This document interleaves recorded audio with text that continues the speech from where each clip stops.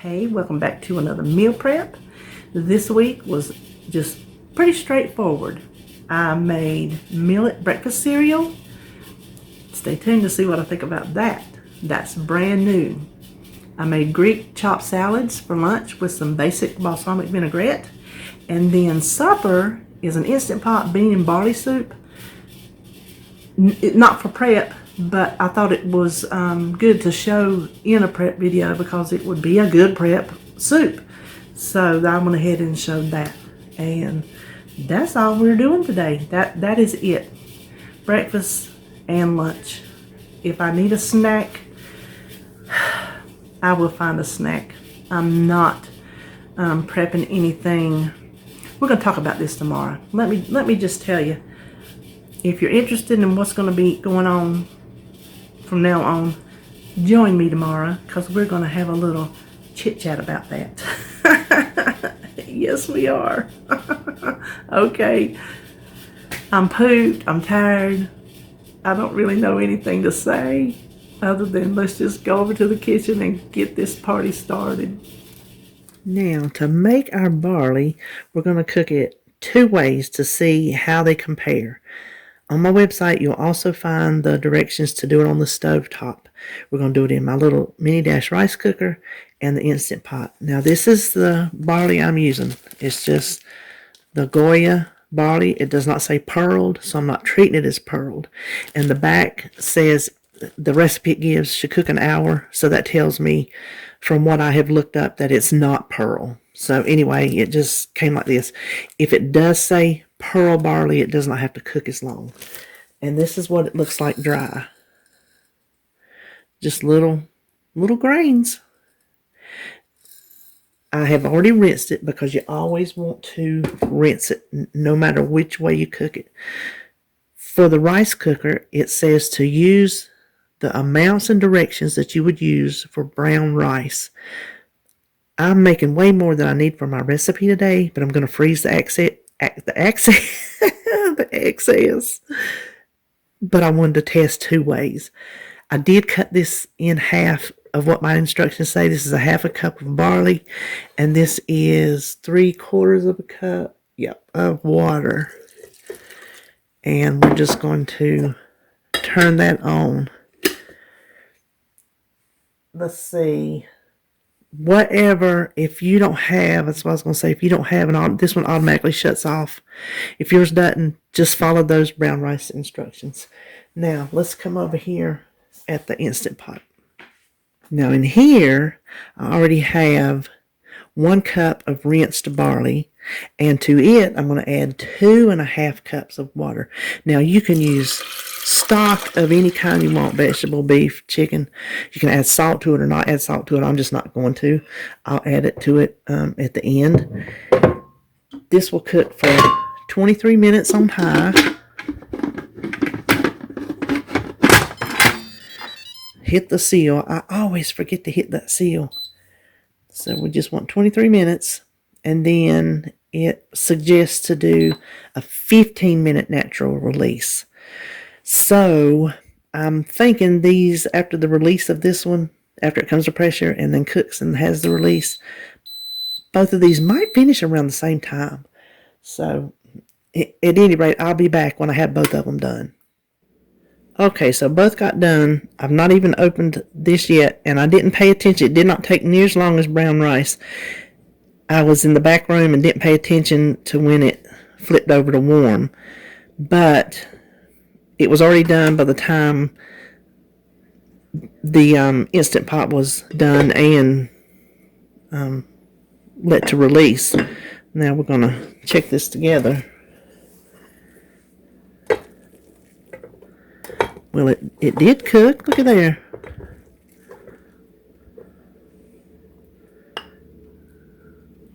A little bit stuck to the bottom, but that's how this cooker does.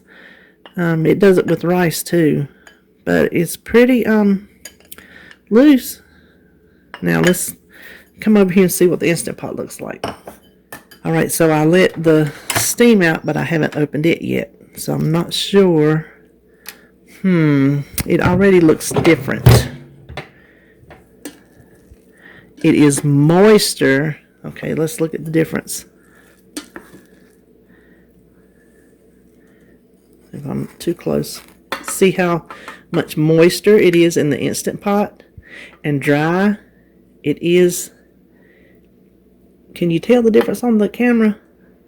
Let me let this cool off and come back and tell you how they're cooked, if they're both cooked or not cooked. So hold on.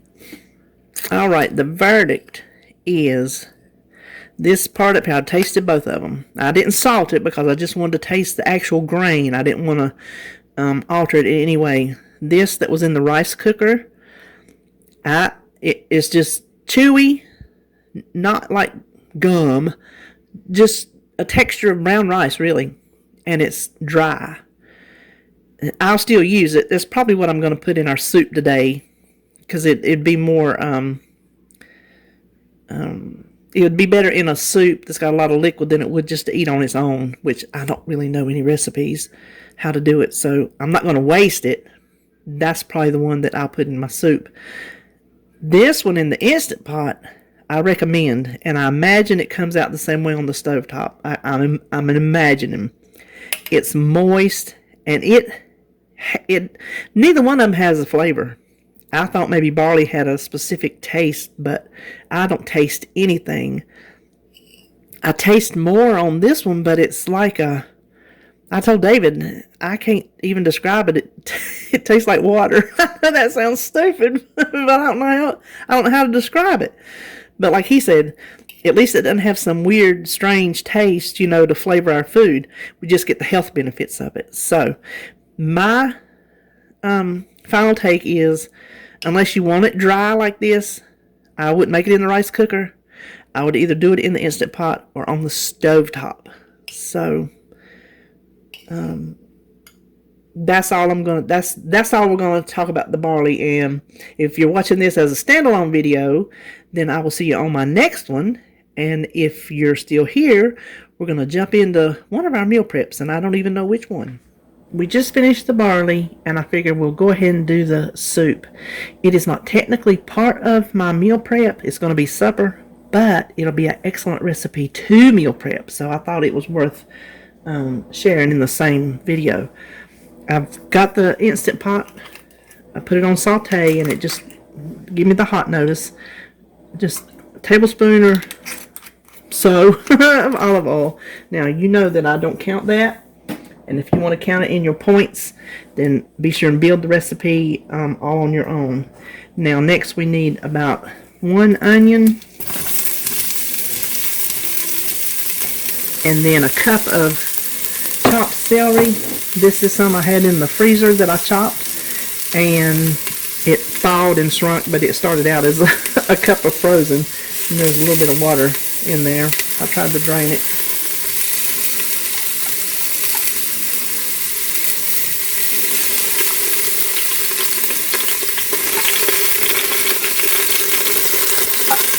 Then about 4 cloves worth of garlic,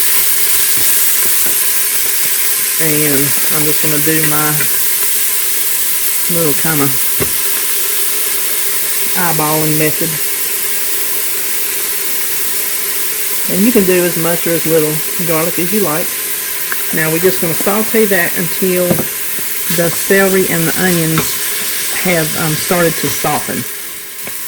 The onions and celery have started to brown a little bit on the bottom, so we're going to go ahead and stop it there.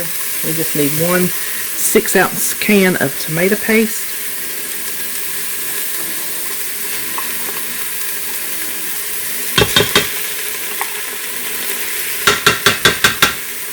I'm just going to kind of stir that around a little bit.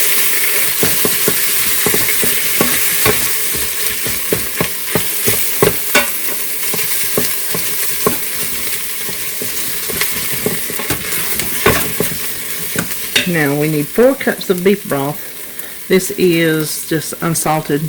We'll get it down there. We can see.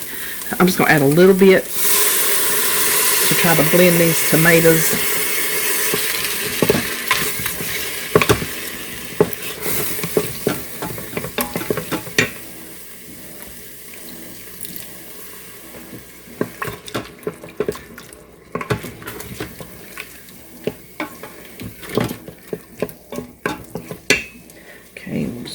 rest of that in there. Now the only other thing we need to add right now are the beans. This is 1 cup of mixed beans that have been soaked. You see it bulked it up. I forgot to soak them overnight. When I cook my beans in here, I don't soak them. I just cook them straight dry. But I'm following the recipe pretty much that says use them soaked. So if you did not soak them overnight, the quick way to do it is put 3 times as much water as you have beans. So I had a cup of beans. Let me turn that off. 3 cups of water, brought it to the boil for 2 minutes, put the lid on it, set it over to the side, let it soak at least an hour. I just let it soak this morning while I was, puttering around, and that works the same for you as if you soaked it. So now we just need to seal it up and cook it for a half hour.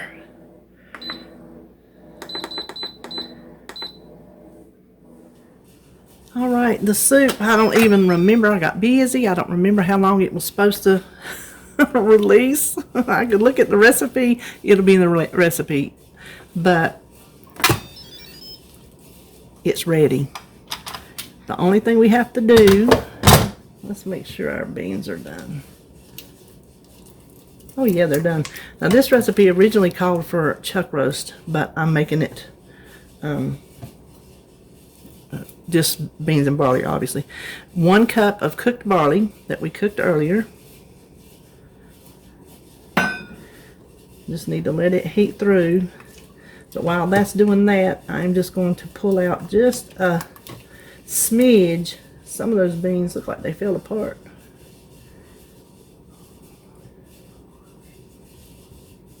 I'm just going to pull out that little bit right there and taste it for any kind of seasonings. Alright, I tasted it and it definitely needs salt. I mean, definitely needs salt. And it's also a little bland. So, I'm going to add a little bit of garlic powder and onion powder to it, because that never hurt anything. And then you could add Italian seasoning to it. Here again, it's just one of those recipes, just kind of how to do it, and you spice it up any old which way you want. But anyway, here is what a bowl of our soup looks like.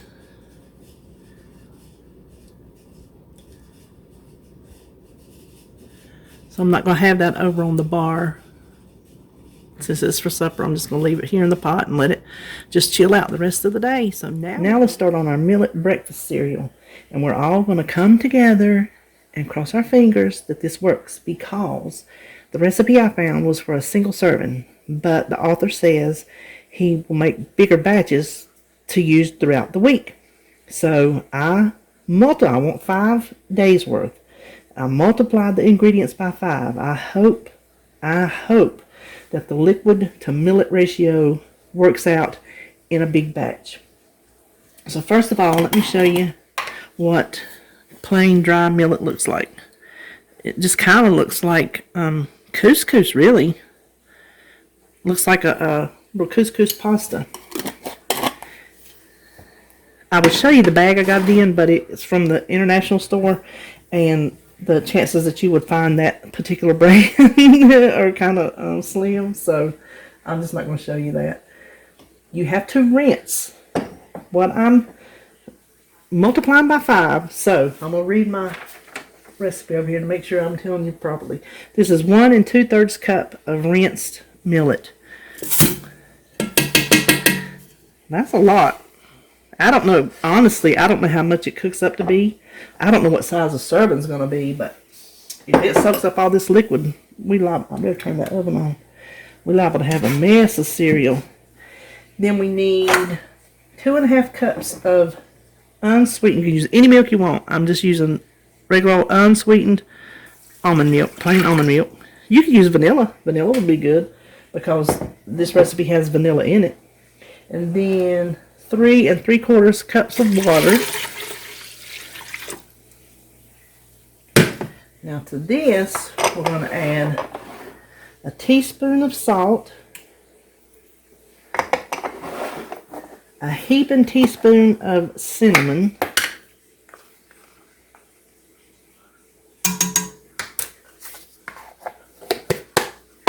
2 teaspoons of vanilla,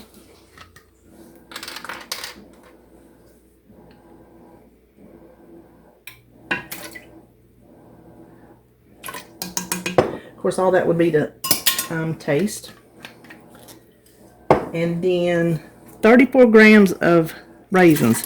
I could put more to have, you know, more throughout the cereal, but that's as much as I want to use to keep this at 1 point per serving, and that is on purple. I have not yet looked up blue or green points. They will be either on the screen, but definitely on my website. So we're just going to stir this. Listen, cinnamon is hard. Somebody told me what to do before, and I didn't do it. I should have mixed it with a little bit of liquid first, but I think when it comes to the boil, it will dissolve down.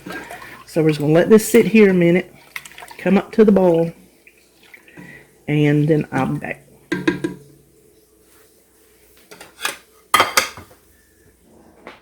This is coming up to the boil. The reason I'm not showing you a full rolling boil, because the way this stove cooks, it takes a long time to cool down. So when I turn this down to low, it's going to continue to stay hot, and it will come up to that boil before it goes low. And we need to cook this on low, simmer it on low. 1 serving, 20 to 25 minutes. The recipe states, let me go ahead and do that. You cut it down to low and cover it. And it says do not stir it. 20 to 25 minutes for 1 serving. But he says, well, it'll be for all that. He says when he makes it in the batch, he knocks 5 minutes off of the cooking to keep it more liquidy, because as it sets up in the fridge, it's going to soak in more of that. So that's what I'm going to do. I'm going to time it for 15 minutes and see how it looks and go from there. So the millet cereal is done, and look at the gorgeousness of that. See, I love cream of wheat and oatmeal and grits, so I like hot cereal. Now this cooked for 20 minutes, and it's set over here a few minutes while I'm trying to get some other things together. So you can see how it is going to soak up some more of the liquid. I tasted it, and it's the only flavor that you can really taste is the cinnamon. It's obviously not sweet. We didn't put any sugar in it. That's where your toppings come into play. You can top this any way that you want to top it. Bananas or any kind of fruit, honey, some whatever kind of syrup, nuts, seeds, you name it. So you can make this something different every day, and all you have to do is count any points that you would have for those toppings. Now, the only way I am measuring, trying to get an idea how much this makes, is because these are 2-cup bowls, so I can kind of get an idea how much this made. I could have put it in my measuring bowl, but I just really didn't feel like it. Ain't no sense to lie about it. I think this is close enough. It is so creamy, and it's not, it looks like it would be gritty, but it's not. You can kind of tell that there are little grains in it, but it's not like hard grit. It's just a smooth cereal. It really is. I'm looking forward to having this week. So, looks like each one of these has got about a cup and a half. That's what we're going to say. So, that will be 3, 6, 7.5 cups of cereal. Now this is just your straightforward salad. I'm going to put my wet things on the bottom. That's my cucumber. The next wet ingredient is the chickpeas. This is just 1 can of chickpeas that I rinsed. I'm just going to divide them evenly. And the next wet thing I'm going to use are some Kalamata olives. I found these at Trader Joe's.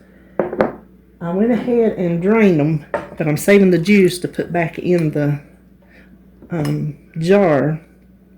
But I can have up to 5 for 1 point. And I wasn't sure how many 5 would look like if I wanted that many on my salad or not, because I am going to chop them up. I think I can do that. Okay, so now the next thing is going to be the lettuce. A lot of Greek salads, just chopped Greek salads, don't have lettuce. They just have the vegetables, but I want lettuce. This is some I had left and I needed to use it up. That's why I'm having salad this week. It is the green leaf. I get this at Harris Teeter, but it's already washed. It's green leaf, it's trimmed, and it's ready to go. Me and Flair both eat this. I just pull out leaves and I can rip them up in a salad, rip them up for her. But today I'm just going to give them a good little rough chop and divide them. Now the next items I consider fine to go on top. That is some chopped red onion and some boiled eggs, which I don't know. And this is my little Egbert's cousin from Deb. Hey, Deb. I don't know if that is a Greek thing or not, but I need the protein. More so than what's in those chickpeas. Okay, the last thing we're going to put on here is some crumbled feta cheese. This is just the regular fat version. I didn't get the low fat or whatever. I'm just going to do 2 tablespoons. Now, that is it for the salads. Let me clean this up and we'll make the vinaigrette. For this dressing, I'm just doing a basic balsamic vinaigrette. I am not adding any herbs, spices, garlic, nothing to it. Just 2 pinches of salt. And I need a half a cup of olive oil. This is a robust salad. I didn't realize that's what I had till the other day. But I'm going to use the side of the jar instead of messing up a measuring cup. So just a half a cup of whatever kind of olive oil you like. A little bit of pepper. And 3 tablespoons of balsamic vinegar. You can put this in a bowl and whisk it. Or you can do just what I'm fixing to do. And this will be gracious plenty for the week, with probably some left, because this kind of dressing does not take much. Now just give it a real good shake. There you go. It'll settle down.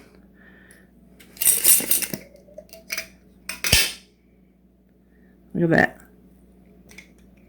Ooh, that's good. If you like balsamic vinegar, that's a good dressing. If you want to add like a little bit of honey to it, you can do it. You can do all kind of stuff. This is just your basic everyday balsamic vinaigrette. So,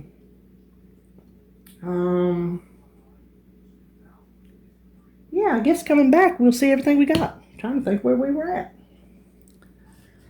All right, here it is. Very easy prep today. Just the soup and the breakfast cereal just took time. It was not a hard recipe. Neither one of them were hard. Just took a little time. So for breakfast, we have a big portion of cooked millet. I'm going to put this in a bigger bowl, heat it up, add some milk or water if it needs to smooth it back down, and then add my toppings. I will point my toppings out daily. Lunch are our Greek chopped salads. Remember we have on the bottom cucumbers, Kalamata olives, chickpeas, and then our lettuce, 2 boiled eggs, some feta cheese, and onions. The only thing that's going to cost you in there is whatever toppings you use and how much ever amount you use of it. So the only thing I'm going to have to count will be the 2 tablespoons of feta cheese and the 1 point's worth of olives. And here is our vinaigrette. And as you know, I'm not counting olive oil. Do with it as you see fit. Count it or not count it. I choose to use it as a health tool, not as anything that I think is going to hinder my weight loss. I just don't see that happening. If it does, then we'll back up and punt. But in the meantime, I'm going to follow along the guidelines that say olive oil is super duper healthy for you. So, tablespoon 2 of that on my salad, and that'll be that. If you count it, I think it's 3 points. I think that's about what it is. So there you have it. That is our meal prep for the week. I hope you enjoyed this, and I'll see you on my next video.